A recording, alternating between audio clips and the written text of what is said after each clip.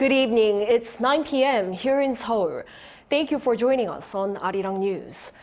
We start in Israel, where U.S. President Joe Biden has now landed.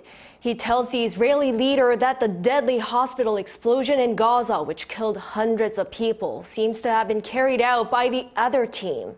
This amid Palestinian claims of it being an Israeli bombing, while the Israeli military blames Islamic Jihad.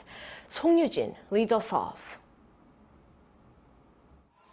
At least 500 people died following the explosion on Tuesday night at the Al-Ahli al-Arabi hospital in central Gaza.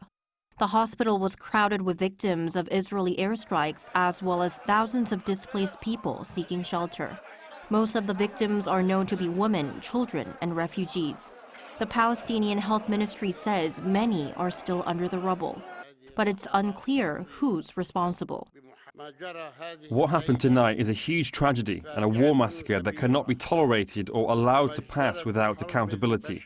Tonight, an Israel airstrike hit Al-Ahli hospital in Gaza City. Intelligence from few sources that we have in our hands indicates that the Islamic Jihad is responsible for the failed rocket launch which hit the hospital in Gaza. The deadly blast was also brought up during U.S. President Joe Biden's bilateral meeting on Wednesday with Israeli Prime Minister Benjamin Netanyahu in Tel Aviv. Biden told the Israeli leader that the bombing appears as though it was done by the, quote, other team.